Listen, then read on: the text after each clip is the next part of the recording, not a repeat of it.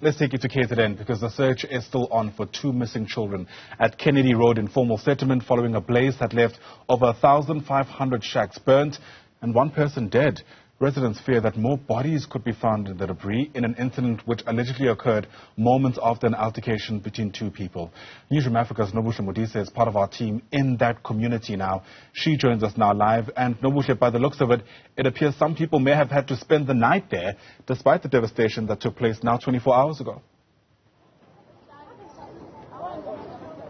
Indeed, Ayanda, we haven't been able to establish yet whether they've been placed in community halls or not because it was early morning and this is quite a huge place, although it's densely populated, but it is a huge stretch of land, so we can't really tell if some officials are on site yet. But like I said in my earlier conversation with you, we still haven't seen any government officials yet. We're expecting them to be here today. We know that they were here yesterday, just doing some verifications and making sure that those who have lost everything are recorded on their system so that they're able to give them some sort of assistance. But we haven't been able to spot any soon because, if you'd remember, I did mention the fact that it's quite difficult for anyone to get through here. So there is only one entrance so far that I've seen. So I think we would be able to spot them if they were to get here. And earlier I was speaking about the intensity of this fire, and just behind me I'm going to ask my colleague Sibongiseni Ngubande to just show you that there's still smoke coming out of these structures, Ayanda. This is how intense this fire was yesterday, and it's unfortunate that this happened because allegedly of an argument between two people who then one person decided to burn down the shack of the other and caused this destruction that we see here that unfortunately left one person dead, and there are two children that are missing. That search is still on, as you've mentioned, and people are just putting their lives together. I mean, earlier I spoke to a lady as we were walking in here, and she was, excited to see a camera and saying, "Are you guys coming to document what's happening here?" And I said to her, "Yes, we are."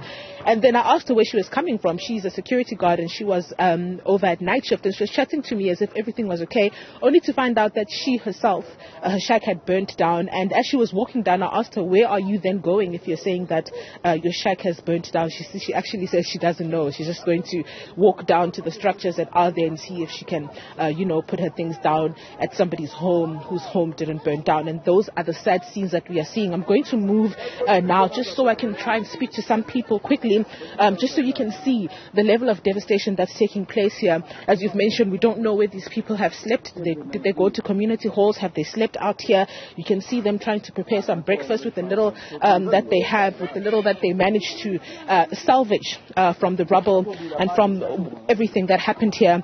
And this is just their reality. I'm just going to try and speak to one person. Sawubona babunjani? Ngiyaphila. Live ku Newzroom Afrika. Ngicela ukukhuluma nawe baba. Ngicela ubuze ukuthi izolo nilalebe. Sisi sebhizi kwamanje abosazama ukuthi sihlele ezinye izinto akabe semodeni okhuluma phezulu please cela kusahlupheke kakhulu cela. As you can see, Ayanda, he's asking me to give him some space, and that's understandable. He's trying to rebuild his home. As you can see, they're just trying to make sure that they can at least hide their heads. He's saying to me that he slept right here at the door, and it's understandable that they wouldn't want to speak because they're also just trying to figure out how to move forward from here on. But like I said, we're waiting to see if all the relevant departments are going to come here today to offer the assistance.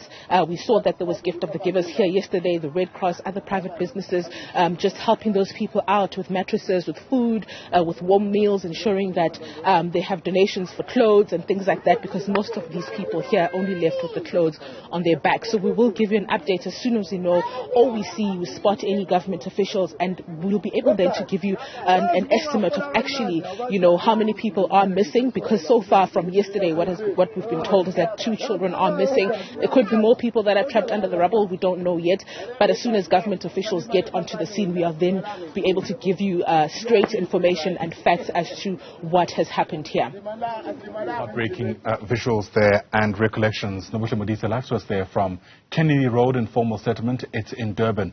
Thanks very much indeed.